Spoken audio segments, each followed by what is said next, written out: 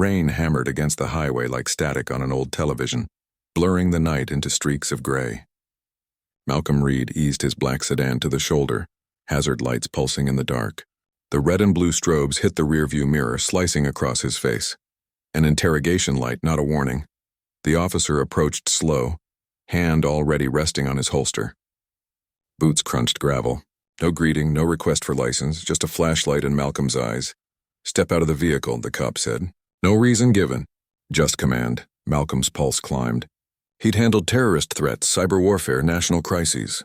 But this, a back road in Virginia, a cop with a twitch in his jaw, felt more dangerous than any classified operation. He complied. Hands visible, breath even. The officer circled him, sniffed for threat like a dog. "Car like this," he muttered, "doesn't usually belong to your kind." Malcolm's fingers flexed once before stilling.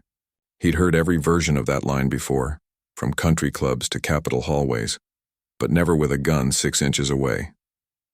"Sir," Malcolm said, voice measured, "I'm the Secretary of Homeland Security. You're detaining a federal officer." The words hung there, absurd, impossible, swallowed by rain and sirens. The cop froze. A second passed. Then another. The flashlight trembled just slightly before his smirk returned. "Yeah?" he said. "You got proof of that?" The barrel of his pistol lifted, not lowered. A drop of rain rolled down Malcolm's cheek like a tear he refused to claim. The night stretched thin. Somewhere the dashcam blinked red, recording, watching. Then the sound. The hammer of a gun being cocked, cut to black. Headlights carved through the drizzle, twin beams dissolving into mist. Midnight on Route 29 felt like a corridor between worlds. One side civilization, the other suspicion. Malcolm Reed drove at precisely 58 miles per hour, a habit of precision left from years in government convoys. The black Audi purred low, smooth, unthreatening. Then the blue lights flashed behind him. He pulled over calmly, hand resting on the wheel. Routine. Except nothing about this was. The cruiser door opened. A tall officer stepped out, pale under the wet sheen of his poncho. No greeting, just a silhouette with a flashlight. Malcolm lowered the window halfway. "Evening, officer." Was I speeding? "License and registration." The voice was clipped, low. Malcolm handed over his federal ID, leather case embossed with the Homeland Security seal. The flashlight froze on it for a fraction of a second, then moved on like it meant nothing. "Step out of the car. Is there a problem?" "Step out!" The tone cut through the hum of rain. Malcolm stepped out, coat catching the spray. He stood straight, shoulders squared. "Put your hands on the hood." "I'm cooperating," Malcolm said. "You're making a mistake." Keller's face emerged under the brim of his hat. Sharp jaw, thin smile. "We'll see about that." He patted Malcolm down roughly, the flashlight wedged between his arm and chest. "Car like this doesn't usually belong to your kind." Malcolm inhaled once. "Officer, quiet." Keller found nothing, stepped back, gestured to the squad car. "You fit a description." "Narcotic suspect." Malcolm looked him dead in the eye. "That's a lie." "Maybe. But you'll have a chance to explain at the station." Backup lights appeared behind them, 2 more cruisers gliding to a stop. Malcolm's voice remained level. "My credentials identify me as Secretary Reed, Department of Homeland Security." "You're detaining a federal official," Keller smirked. "Sure you are." He shoved Malcolm toward the hood. "And I'm the president." Rain thickened. A thin stream ran down the officer's neck as he cuffed Malcolm's wrists, metal biting cold. "Officer Keller, badge number 4721, Malcolm said, memorizing the nameplate. "Big memory," Keller muttered. "We'll put it to use downtown." The dash cam blinked red. Malcolm's sedan sat silent, engine idling. In the reflection of its window, he saw his own face distorted. Not the face of authority, but of another man reduced to compliance. A young deputy exited the backup car, uncertain. "Brian, he's saying I heard him," Keller snapped. "Fraud's a crime, too." They shoved Malcolm into the back seat. Plastic divider, damp air. The radio crackled, dispatch mumbling about paperwork and routine processing. Malcolm stared at his cuffed hands. The dull ring of metal like punctuation on a sentence he'd lived too many times in silence. Through the windshield, Keller adjusted his belt, checked the mirror, and muttered something under his breath that the dash mic caught. Can't wait to see him try to talk his way out of this one. The car pulled onto the road, sirens slicing the wet night. In the distance, thunder rolled, low and unending. Fluorescent light flattened everything inside the precinct. Skin tones, faces, truth. The walls smelled of disinfectant and stale coffee. Malcolm sat on a metal bench, wrists raw where the cuffs had dug in. Officer Keller leaned against the counter, filling out forms with the lazy confidence of a man who'd done this hundreds of times. Name, date of birth, occupation, he said, not looking up. Malcolm's voice was even. Malcolm Reed, born November 21st, 1968. Occupation, Secretary of Homeland Security. A clerk snorted. Keller didn't. He just looked up finally, pen frozen midair. You still running with that story? I don't tell stories, Malcolm said. I tell the truth. You're making a serious mistake. Keller smirked. We'll see. ID's going to evidence. You'll get it back after we confirm it's not fake. The officer at the booking desk, a younger man, brown hair, uncertain eyes, hesitated. Sir, this ID has a holographic chip and serial seal. It looks real. Keller's stare cut through him. So do movie props. The room went quiet. Only the buzz of the ceiling lights filled the space. Malcolm's phone was dropped into a clear plastic bag, labeled and sealed. He caught a glimpse of the lock screen, a calendar reminder for his morning briefing at the White House. He exhaled slowly. Keller motioned to the holding cells. Let's get our VIP comfortable. The steel door clanged behind him. Inside, concrete, one bench, one flickering light. Malcolm sat. He felt his tie constrict at his neck. He loosened it, folded it once, placed it beside him. He replayed the stop in his mind, detail by detail. The flashlight, the smirk, the deliberate disbelief. He'd faced congressional interrogations softer than Keller's tone. Minutes stretched. Then the door buzzed, a new voice entered, brisk, female. Who's the detainee on false ID charge? Keller stepped out of view. Black male, mid-50s, driving an Audi A8, claims he's Homeland Security. A pause. Claims? That's right. Did you run the plates? Not yet. System lag. Malcolm heard the pause lengthen. The woman's shoes clicked closer. Do it now. Keys clattered. Keller's tone wavered for the first time. Dispatch, verify registration. The static returned, garbled. Registered to Reed Malcolm A., Department of Homeland Security. Clearance level. Keller cut the radio fast as if the sound burned him. Malcolm stood, watching through the narrow glass slit in the door. Keller's face had gone still, but pride kept his spine locked straight. The female officer turned toward him. Officer Keller, you verified before detention? He didn't answer. Answer me. I followed standard procedure, Keller said finally. Non-compliance. Suspicious vehicle. Her eyes narrowed. You detained a federal cabinet official without verification. Keller's jaw worked once before he said, he didn't look like one. The silence after that line was heavier than any sound. The woman left to make a call. 10 minutes later, the precinct filled with noise. Phones ringing, doors opening, radios exploding with chatter. Malcolm heard his name repeated in fragments. Secretary Reed. County holding, media. The holding cell door opened. Keller stood there, pale. You're free to go, sir. Malcolm didn't move. Free? After being cuffed, searched, and mocked? Keller's jaw tightened. It was a misunderstanding. No, Malcolm said. It was profiling. You know the difference, the woman reappeared. Sir, Washington's been notified. Your office is on the line. Malcolm stepped out slowly. Keller's hand hovered near his belt, not out of fear. Out of shame, he refused to admit. Your badge number is 4721. Malcolm said quietly. I won't forget it. He signed the release papers. No apology offered. None accepted. As he left the precinct, cameras hadn't yet arrived. That would change in an hour. Outside, dawn was bleeding into the horizon, gray and cold. Malcolm breathed in the wet air, unclenched his fists, and started walking toward the car an aide had arranged to collect him. Behind him, inside the precinct, Keller leaned against the wall, hearing the static of dispatch repeating the same 3 words. Verify chain of command. He didn't move. He couldn't. The clock in the Homeland Security Command Suite hit 7:30 a.m. when Evelyn Ross noticed the red indicator flashing on the secure line. Malcolm Reed was never late. Not for morning briefings, not for intelligence reports, not for anything. She dialed his driver. No answer. She checked the vehicle tracker, inactive.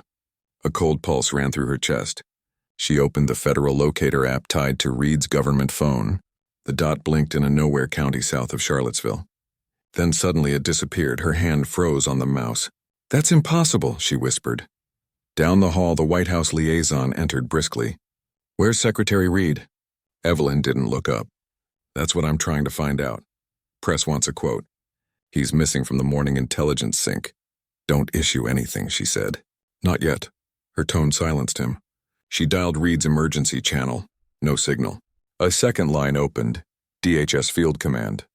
"This is Ross. I need confirmation on a ping from Secretary Reed's mobile device. Last coordinates Route 29, Jefferson County. Check local law enforcement logs." A pause, typing, static. Then, "Ma'am, we're seeing a detainment report logged at 0041 hours. Unidentified male, mid-50s, black, detained for ID verification." Her stomach dropped. "Send the name. Local system doesn't list one." But what?" "Vehicle registration matches government fleet tag assigned to Secretary Reed." The line went silent except for her breathing. She turned to the liaison. "Get the Attorney General on standby. And the press secretary." Quietly. In Jefferson County, Officer Keller sat in the briefing room, uniform crisp, eyes hollow. The sheriff had called him in early. "What the hell did you do last night?" the sheriff asked. "Pulled over a suspicious vehicle," Keller said flatly. That suspicious vehicle belonged to a federal cabinet secretary. Keller didn't flinch. "Didn't look like one." The sheriff rubbed his temples. "You're about to start a war, son. Washington's already calling. The AG's office wants the arrest report faxed yesterday. You better hope your dash cam backs you up." Keller looked at the floor. "I followed protocol." The sheriff slammed a file onto the table. "Protocol doesn't include handcuffing the head of Homeland Security without probable cause." Keller's voice went quiet. He was calm, too calm. People who are hiding something act calm. The sheriff stared at him. "You're finished." In D.C., Evelyn's phone buzzed again. An encrypted line from the White House Situation Room. "Ross, what's the status?" "Local PD in Jefferson County. Officer involved, Brian Keller. Secretary Reed was detained under false suspicion." "He's been released." "Released? Without briefing us first?" "Yes." "He's en route back to Washington now." There was a pause, then, "The president's requesting a situation memo within the hour. Get statements from justice, local authorities, and Reed himself. We'll control the narrative." Evelyn muted the line, exhaling hard. "Control the narrative," she repeated under her breath. The phrase made her jaw clench. She called Reed's private channel again. This time it connected. "Malcolm." A low hum of tires on wet pavement filled the background. "I'm here." "Thank God. Are you—" She stopped herself. "What happened?" "What always happens," he said. She didn't answer. "They pulled me over. Said I fit a description. Then they put me in cuffs." Her silence carried the weight of disbelief mixed with inevitability. "Where are you now?" 15 minutes from D.C. Don't alert press until I'm inside the building. They already know." He exhaled slow. "Then it's too late." By 9:15 a.m., the news broke. A grainy photo from the precinct leaked to a local journalist. Malcolm Reed, handcuffed, head turned slightly away from the camera, eyes narrowed but calm. Within 20 minutes, national outlets picked it up. Black cabinet secretary detained by local police. Homeland Security chief mistaken for suspect in traffic stop. The images rolled across every channel. Keller's name appeared in captions pulled from public records. In the precinct, Keller's phone vibrated with messages, screenshots, threats, reporters camping outside. The sheriff shouted through the hallway, "Turn off your damn phone!" But the sound of 100 notifications filled the air like locusts. Evelyn met Malcolm as he stepped into DHS headquarters. His suit was still damp, his tie gone. His expression unreadable. "Cameras outside," she said quietly. "I know. You want me to clear the lobby?" "No, let them film." He walked. Through the front entrance, flashes, shouted questions, microphones thrust forward. He didn't stop. One reporter yelled above the others, "Secretary Reed, were you racially profiled?" He turned his head just slightly. His voice carried calm authority that cut through the noise. "Last night, I was treated as less than a citizen. Today I will speak as one." He kept walking. Inside, the press secretary met his gaze. "We'll need an official statement by noon." Malcolm nodded once. "You'll have it." But when the doors closed behind him, his hands trembled for the first time since the highway. He sat in his office, staring at the reflection in the window. A man who'd survived wars, policy fights, Senate hearings. Yet what haunted him wasn't the fear of death. It was the memory of a stranger's voice saying, "Car like this doesn't usually belong to your kind." Outside, the world roared for justice. Inside, he sat still, letting the silence grow until it filled the room completely. By midday, the precinct parking lot looked like a press conference under siege. Satellite vans lined the curb, reporters pressed against yellow tape.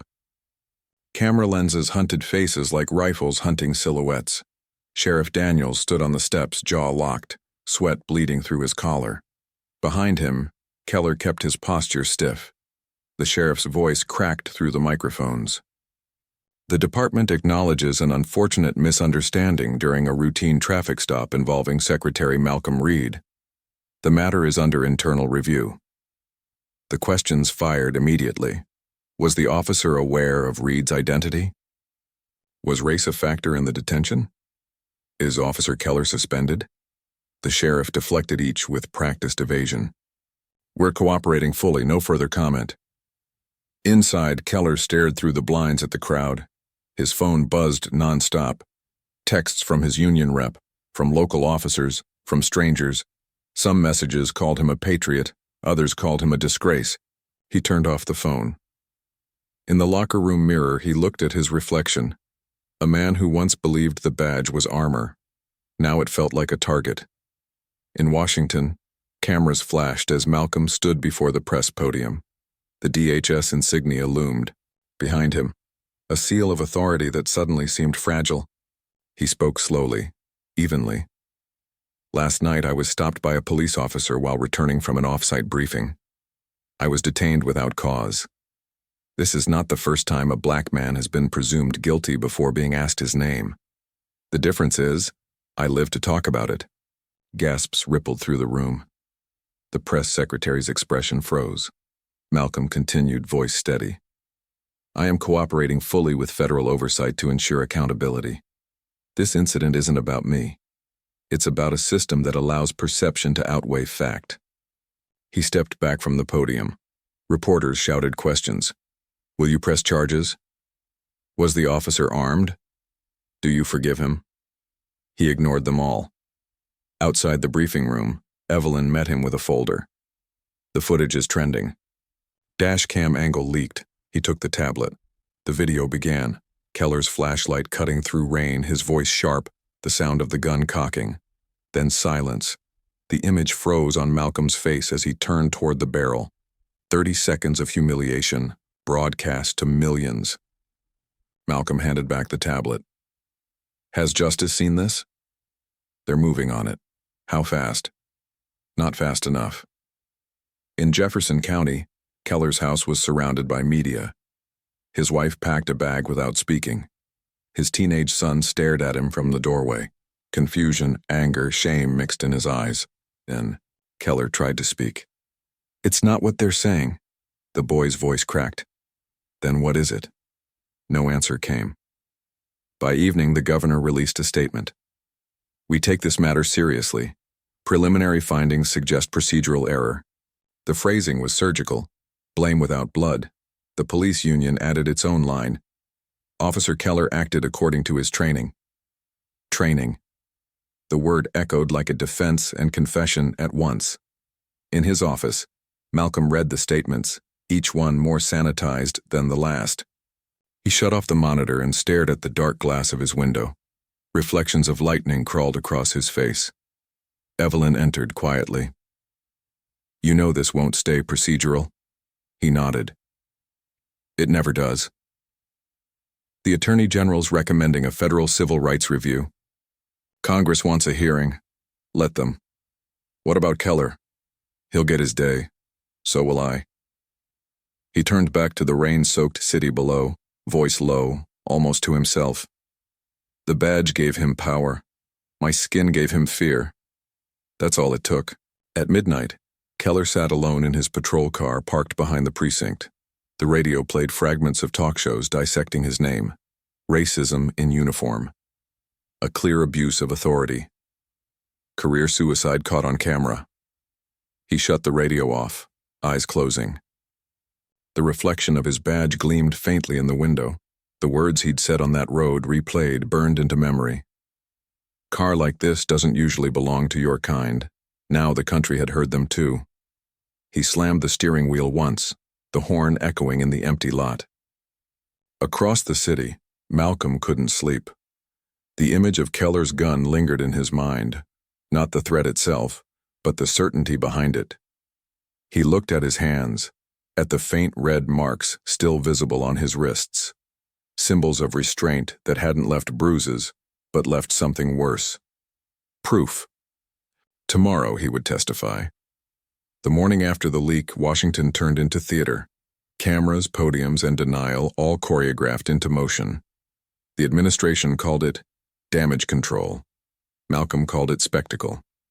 He arrived at the Justice Department through a side entrance escorted by federal agents.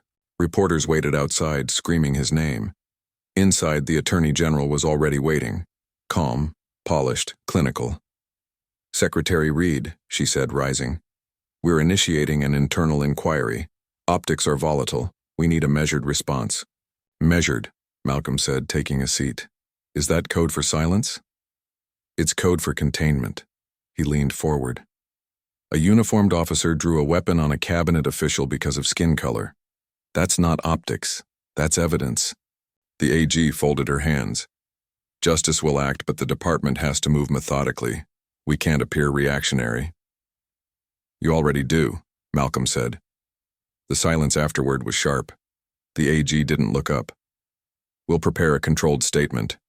No interviews, no press tours, no emotional displays. We can't give our opponents ammunition. Malcolm stood. They already loaded the gun. He left without waiting for dismissal. At the precinct, Keller sat with his union attorney, a thick man with a slick smile and a briefcase full of narratives. You're not to speak to the media, the lawyer said. Not one word, not even off record. They're calling me a racist, Keller muttered. They're calling you a scapegoat. Different thing. It's the same thing. The lawyer leaned in. No, son. Racists lose jobs. Scapegoats win settlements. He slid a paper across the table. Statement for you to memorize. You acted on a legitimate suspicion. You didn't know the identity. It was unfortunate, not malicious. Keller stared at the words. And the video? We'll challenge context. It's dark, raining, audio distorted. You didn't mean it the way it sounds. Keller's laugh was dry, bitter. I meant every word. The lawyer stopped writing. Then you better learn not to. Back in D.C., the White House press briefing began. The press secretary faced the swarm with professional indifference. The administration condemns any form of bias in law enforcement. Secretary Reed has accepted the officer's apology. In a hotel room across town, Malcolm watched the feed on mute. Evelyn sat beside him, jaw tight. I didn't accept anything, he said. They didn't ask if you did. He turned the volume back up. The reporter questions were predictable. Does this expose systemic racism? Will the officer face charges? Has the secretary considered resignation? Resignation. The word hung like smoke. Evelyn looked at him. They're not just protecting the department. They're protecting the illusion that it's fixed. Malcolm's gaze stayed on the screen. Then we'll remind them it's not. That evening he appeared on 60 Minutes. Not cleared by communications, not scripted. Just him, sitting opposite a journalist whose tone walked the line between respect and curiosity. Secretary Reed, do you believe race played a role? He paused long enough for silence to stretch. If I were white, we wouldn't be having this conversation. The journalist nodded slowly. Do you see this as an isolated incident or part of a pattern? It's not a pattern, Malcolm said. It's architecture, built deep, reinforced daily, invisible to those it protects. Some say you're politicizing the event. He smiled faintly. Everything about being black in America is politicized. Even breathing. The interviewer looked down at her notes. Do you think the officer should be prosecuted? I think he should face the system he trusted to protect him. When the segment aired, it broke ratings records. Online clips spread faster than the department's talking points. Architecture trended nationwide. The word became a shorthand for institutional rot. At the union office, Keller watched the interview in silence. His lawyer paced. He's weaponizing it, turning you into a symbol. Keller didn't respond. He rewound the clip, watched Malcolm's expression, controlled, calm, not angry. Just done, the lawyer's voice rose. You understand this could end your career? Keller finally spoke. It already did. By Friday, congressional leaders called for hearings. The Justice Department scrambled to prepare. Leaked memos revealed DHS had warned local agencies about implicit bias just months before the stop. The hypocrisy was impossible to spin. Evelyn handed Malcolm the schedule. They're slotting you for testimony next week. Oversight Committee. Good, he said. They'll try to humiliate you. They'll say you're exploiting this. Let them talk. Talking is all they know. She hesitated. You know what this will cost? He looked out the window at the flag over the Capitol, limp in the wind. It already cost me something I can't reclaim. What? The assumption of safety. That night, Malcolm walked alone through the mall. Flashbulbs from distant tourists flickered. The Lincoln Memorial loomed ahead, marble. Monumental, indifferent. He thought of his father, a postal worker who'd been stopped and searched for matching a description. He thought of his own son, 8 years old, still believing uniforms meant protection. He whispered the words to himself. A promise or a curse, it ends with me. Thunder rolled again. Faint but certain over the Potomac tomorrow, the subpoenas would arrive. The Capitol hearing room looked sterile under white lights. Every seat filled, every camera live. The placard before him read Secretary Malcolm A. Reed, Department of Homeland Security. He sat perfectly still, hands clasped, expression disciplined into neutrality. Across from him sat the Oversight Committee, senators, advisors and their sharpened smiles. Behind them, the gallery overflowed with reporters. At the end of the front row sat Officer Brian Keller, flanked by his attorney and the police union representative. The chairman's gavel hit wood. This hearing will come to order. We are here to examine the incident involving Secretary Reed and the Jefferson County Police Department. The air thickened. Malcolm adjusted the microphone. I appreciate the opportunity to testify. The chairman nodded. You may begin. Malcolm's voice was measured. On the evening of October 12th, I was pulled over without probable cause. I complied fully. I identified myself clearly. I was detained, handcuffed, and held for over 2 hours despite presenting federal credentials. At no point was there evidence of wrongdoing, and only presumption. He let the word presumption hang in the air. A senator leaned forward. Secretary Reed, do you believe Officer Keller acted out of racial bias? I believe he acted out of a system that taught him to see threat where there was none. Another senator interjected. So you're accusing every police officer of racism? Malcolm's eyes didn't shift.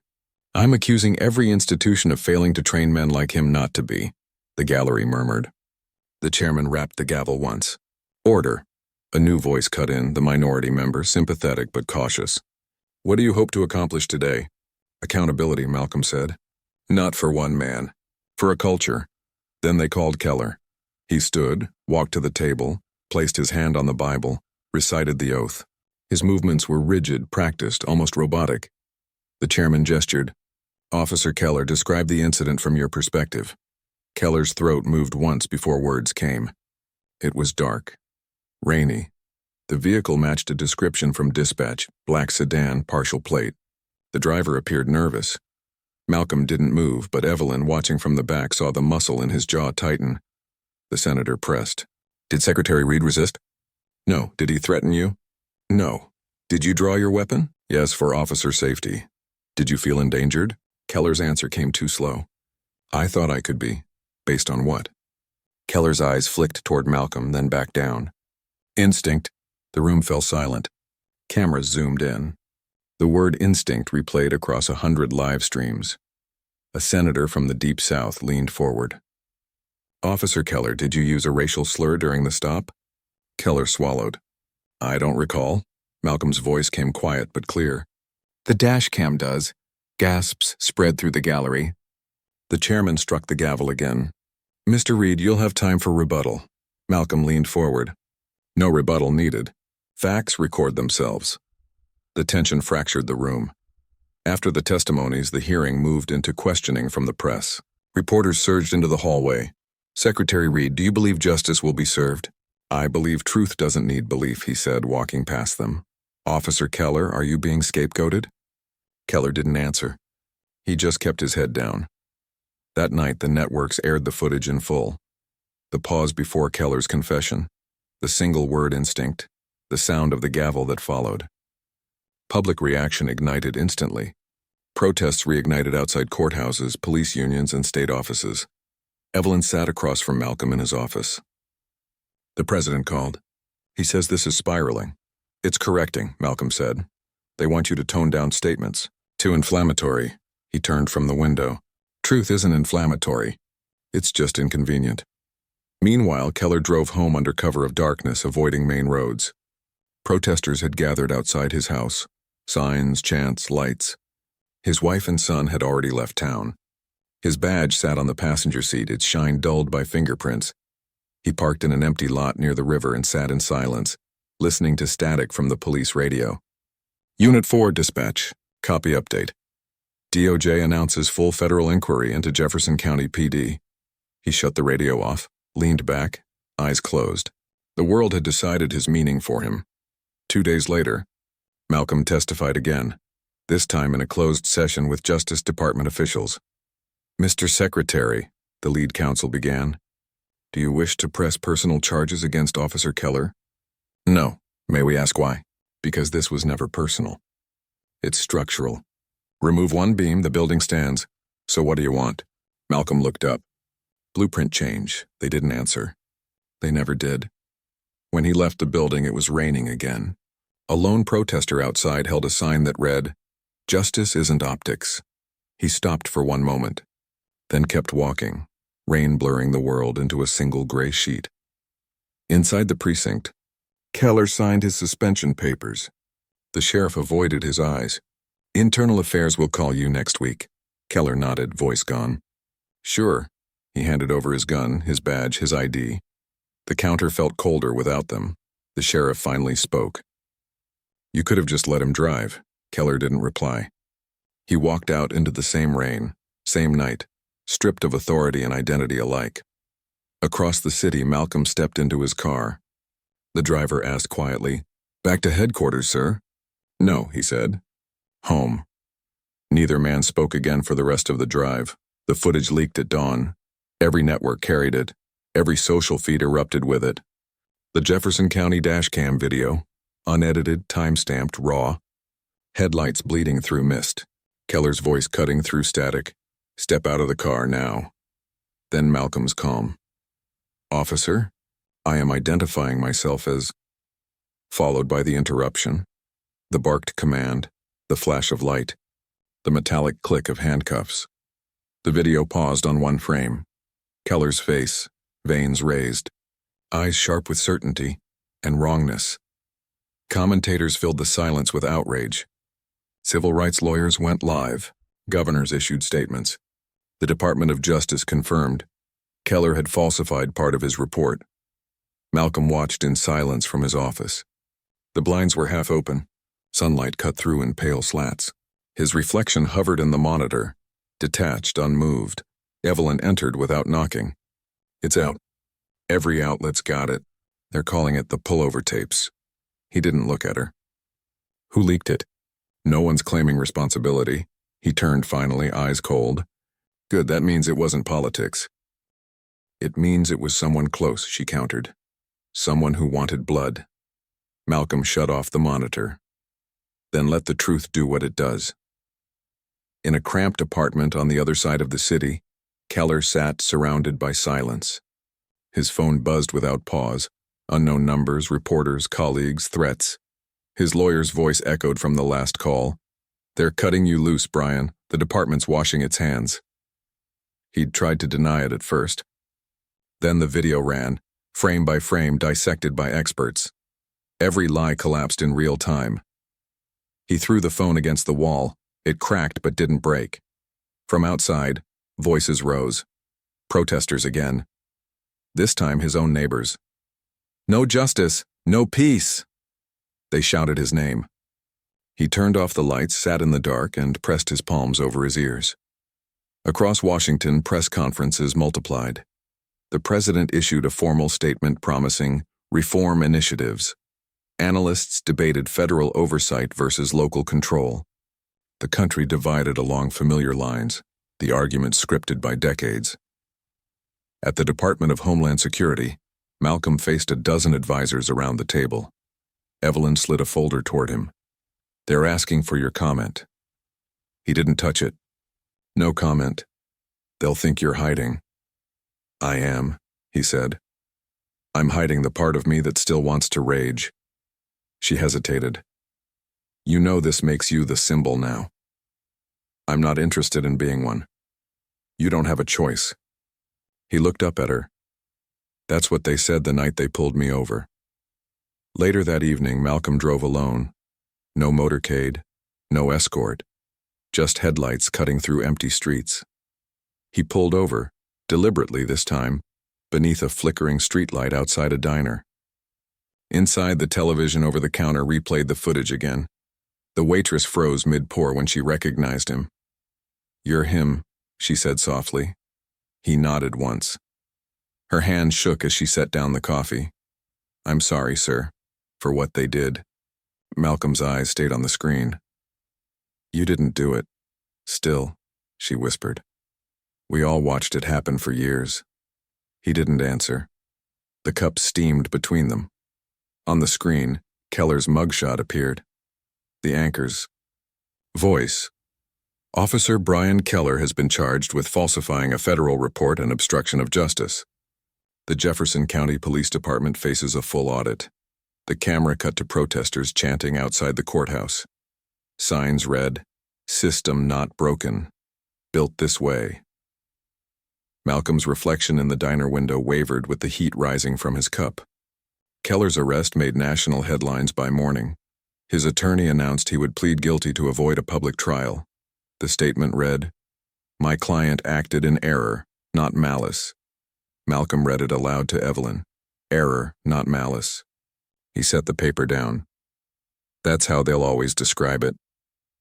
"You won," she said quietly. He shook his head. "Winning isn't what this feels like." She studied him. "What does it feel like?" He didn't respond. He looked out the window at the press waiting beyond the gate, dozens of cameras all pointed at him. By afternoon, he stood behind a podium again. Flags framed him. The seal of his department glinted behind glass. Reporters filled the room. One shouted, "Mr. Secretary, do you believe Officer Keller's arrest marks the end of this issue?" He met their gaze. "No, it marks the beginning of proof." Another asked, "Do you forgive him?" He hesitated, just long enough for the silence to cut. Forgiveness belongs to the innocent. Flashbulbs erupted. That night, Malcolm walked the city alone. Rain again, always rain. The Capitol dome glowed faintly through mist. He passed by the same intersection where he'd been pulled over. The asphalt still held the faint stain of tire marks, invisible to most. He stopped, stood there, hands in his pockets. A patrol car rolled past, slowed, then drove on. No lights, no siren, just the hum of an engine fading into distance. He exhaled. The sound was half relief, half mourning. Inside him, two truths remained. He had survived, and the system still stood. The streetlight above him flickered once, then held steady. He turned away and walked on, not toward victory, but continuation.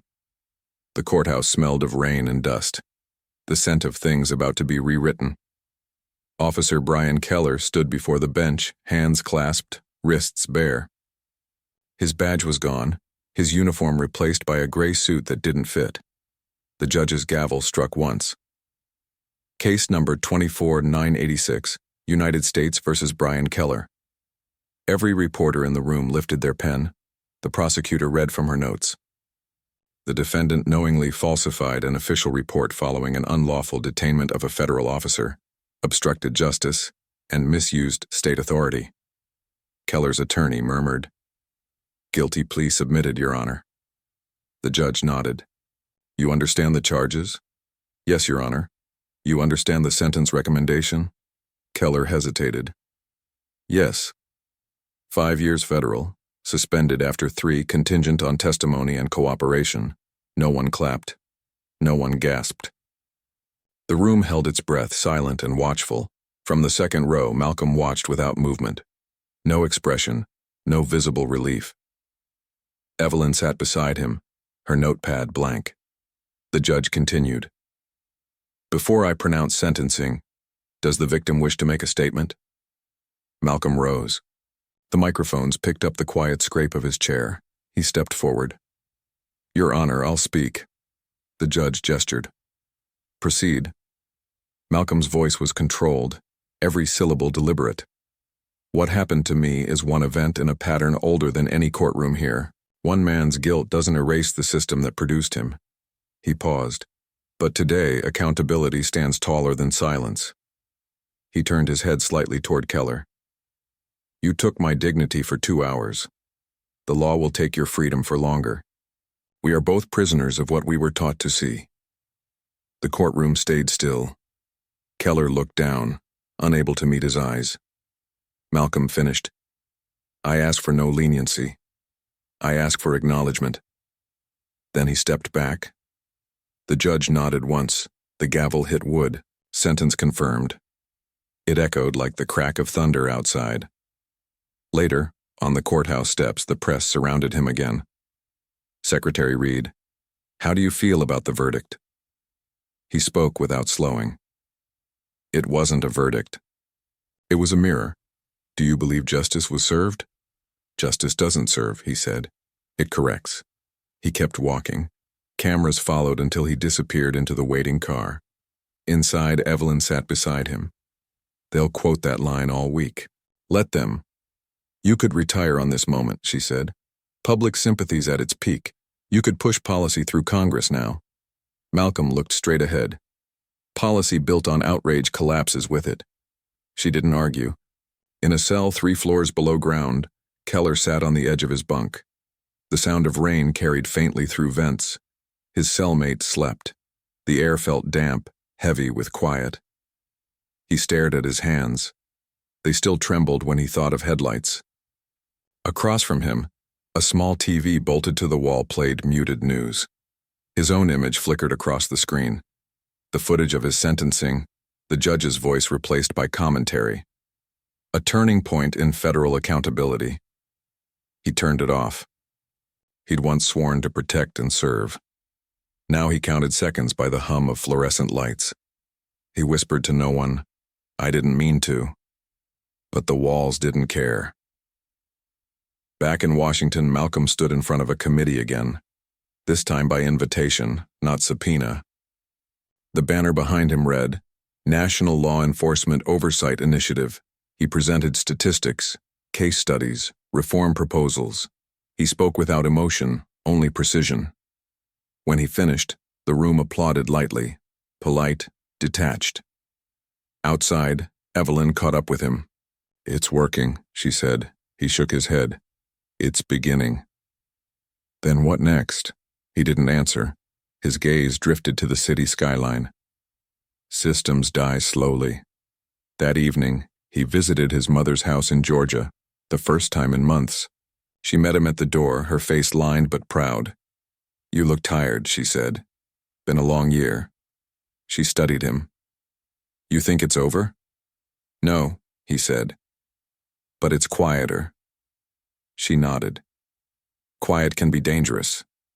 He smiled faintly, the only one in weeks. So can noise. In the weeks that followed, the footage faded from prime time. New scandals replaced it. The hearings stopped trending. But in small towns and precincts, changes began. New protocols, new trainings, cameras that couldn't be turned off. And in the hallways of Jefferson County Police, Keller's empty locker stayed sealed. A single word, scratched into its paint by someone unseen. Seen. Months later, Malcolm gave a lecture at Georgetown. Students filled the auditorium, notebooks ready. He began without notes. When systems are challenged, they respond first with denial, then with fear, then with reform. The measure of progress isn't applause, it's resistance. A student raised a hand. "Do you still believe in justice, sir?" He paused. "I believe in the work it demands." Afterward, he walked outside. The city lights reflected off wet pavement. He reached a crosswalk. A patrol car slowed, nodded, let him pass first. The officer inside was young, unsure, but polite. Malcolm crossed without hurry. Halfway across, he looked back, not in fear, just acknowledgement. The car drove off. He exhaled. Not relief, not victory, continuation. The sound of rain followed him home. Morning light over D.C. carried a kind of indifference. The news cycle had moved on, but the undercurrent hadn't. Conversations about race and power still flickered through offices, churches, and dinner tables, each with its own convenient ending. Malcolm sat before a blank computer screen in his office at Homeland Security. The cursor blinked, rhythmic, patient. The resignation letter had been waiting in his drafts for months. He reread the first line. "Effective immediately. I hereby tender my resignation as Secretary of Homeland Security." He deleted it, retyped it, deleted it again. Evelyn entered without knocking. "Press conference in 30 minutes. Reporters want your statement on Keller's parole hearing." He didn't look up. "He's getting out already. 18 months served. Good behavior, cooperation with investigators." Malcolm exhaled slowly. "The system protects its own. Always has. They're going to ask for your comment. Then I'll give them one they won't forget." Evelyn frowned. "You sure you want to do this?" He closed the laptop. "This time I'm not asking." The briefing room was packed. The network lights burned like interrogation bulbs. Cameras pointed at him, lenses unblinking. Malcolm stepped to the podium. Silence fell. He didn't read from notes. "Today, Officer Brian Keller is released from federal custody after serving less than half his sentence. The Department of Justice has cited procedural efficiency and cooperation. Let's call it what it is, continuity." Reporters scribbled furiously. He continued. "Accountability ends where comfort begins. Systems don't reform themselves, they rebrand. And every headline that says justice served is a negotiation between memory and denial." A reporter called out, "Mr. Secretary, are you accusing the Justice Department of corruption?" "I'm accusing it of convenience," another shouted. "Do you still have faith in the law?" He paused. "Faith is for believers. I prefer evidence." The room went dead silent. He leaned closer to the mic. "And the evidence says nothing changes unless we force it to." He stepped away. The cameras flashed as he walked out, leaving the podium and his position both behind him. Within an hour, the networks looped his words. Pundits debated his tone, not his point. The White House released a statement thanking him for his service. His resignation hit the wires before he'd even reached his car. Evelyn waited outside the building. "You really did it," he nodded. "They'll call it abrupt. They'll call it defiance." He looked back at the building and the flag still flying above it. "They can call it anything. The truth doesn't need names." That night, Malcolm drove south. No security detail, no motorcade. Just a man leaving an institution behind. The road stretched endless under the sodium glow of highway lights. He stopped once at a gas station in Virginia. A news clip played faintly on the TV behind the counter. Keller's release. Cameras caught him walking free, sunglasses hiding his eyes, escorted by marshals through a back gate. The clerk at the counter glanced up. "Crazy story, huh?" Malcolm's voice was flat. "Not crazy, predictable." The clerk nodded slowly, sensing something deeper but not asking. "Pumps on." Malcolm filled the tank, got back in, and kept driving. 2 days later, Keller sat in a halfway house on the outskirts of St. Louis. He had no badge, no job, no direction. The phone buzzed once and an unknown number. He answered. Silence. Then a voice. Do you regret it? He froze. Who is this? The line went dead. He looked at the screen. Unknown. No callback number. He sat there, the question still echoing. Do you regret it? He couldn't answer it even to himself. In Atlanta, Malcolm gave his first public address since resigning. The auditorium was smaller this time. No flags, no press pool. Just community leaders, teachers, and young officers in plain clothes. He stood on stage. No notes, no teleprompter. When power is unchecked, it doesn't apologize when it adapts. Accountability is not revenge. It's remembering long enough to prevent repetition. Someone in the audience called out, "But what does change look like?" He replied, "It looks like staying angry but learning how to aim it." Afterward, an older black officer approached him quietly. "Sir, I was in Jefferson County for 15 years. After what happened, they changed policy. Mandatory body cams, bias review panels. They even started community rotation programs." Malcolm nodded once. "Progress. Paperwork," the man corrected. Malcolm almost smiled. "Sometimes paperwork is where revolutions begin." The man shook his hand. "You changed more than you think." Malcolm looked at him. "Then maybe I can finally stop." Outside, rain began again, and faint, steady, inevitable. He walked alone toward the parking lot, coat collar raised. His phone buzzed once. A message from an unknown number. 2 words. "Thank you." He read it twice, then deleted it. The night around him felt vast. Not peaceful, not resolved, but honest. He looked up at the sky, gray and unbroken. "Still raining," he muttered. Then he got in the car, started the engine and drove forward, not toward redemption, but endurance. 1 year later, the country had found a new outrage, a new scandal to argue about. The footage from Jefferson County now lived in archives, studied by law schools and training academies, occasionally replayed in documentaries about the turning point that wasn't. Malcolm Reed no longer worked in Washington. He taught part-time at Howard University, a seminar called Power and Perception in American Governance. His lectures filled every seat, not because of fame, but because of clarity. He began each session the same way. Systems don't fall. They erode, slowly, quietly, one unchecked bias at a time. The students listened, notebooks open, eyes sharp. He no longer raised his voice. He didn't need to. The room leaned toward him by gravity alone. After class, a young woman lingered. "Sir, I watched your hearing on YouTube last night. The one where you said forgiveness belongs to the innocent." He regarded her carefully. "You disagree?" She shook her head. "No, I just don't know which one you are." He didn't answer. He gathered his papers, the sound of rain whispering against the windows.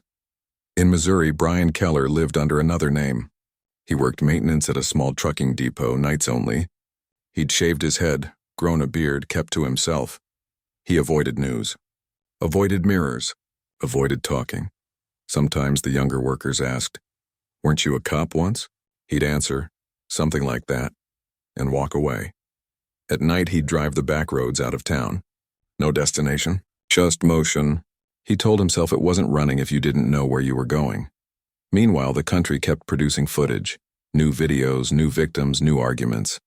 Committees convened, commissions dissolved, laws were proposed and rewritten until they meant nothing again.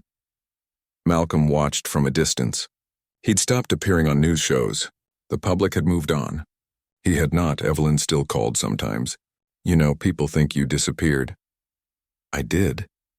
"You could still do more," she said. "I did enough to prove how little one man changes a structure." She sighed through the line. "You sound tired." "I'm educated," he said, and hung up. One evening, as the semester ended, a student approached him with a flash drive. "Professor Reed, this has footage from a recent traffic stop in Maryland. The officer pulled over a state senator. Same pattern as yours. They want your statement." Malcolm looked at the drive, then at her. "They'll have to want something else." "You don't care?" "I care," he said. "But caring isn't currency. It's maintenance. Someone else has to carry it now." He walked away, leaving the flash drive on the desk. Across the country, Keller watched the same story on the diner TV. He recognized the posture of the man in the car, hands on the wheel, Voice calm, fear restrained. He turned away, but the reflection followed him in the window. He whispered, "I didn't mean to." Again, softer this time, like a prayer that no one heard. The waitress refilled his coffee without a word. He left a tip too large for the bill, as if guilt had a price tag. In Washington, a museum exhibit opened, Civil Rights in the 21st Century. One corner displayed the dash cam from Jefferson County, the one that recorded everything. The placard read, "Evidence." October 12, 2024. Visitors watched the footage in silence. Some cried, some whispered. Most just stood. Malcolm visited unannounced. No security, no entourage, just him in a dark suit, watching his own humiliation turned into history. A boy beside him whispered to his mother, "That's him, right? The guy they arrested?" The mother nodded, eyes wide. Malcolm turned slightly, met the boy's gaze, and said nothing. He left before the video looped again. That night, he drove home through light rain. The wipers moved slow, rhythmic. At a red light, a patrol car pulled up beside him. Young officer, early 20s, nodding politely. Malcolm nodded back. The light turned green. Both drove on, nothing happened. No words exchanged. No mistake. Just motion. And that, he realized, was the quiet victory. Later, he sat on his porch, the rain easing into mist. He poured a glass of whiskey untouched. He took out a notebook and wrote a single sentence. Justice is not the opposite of injustice. It's the memory that refuses to fade. He closed the book, left it on the table. Somewhere miles away, Keller stood by the river, dawn breaking over the water.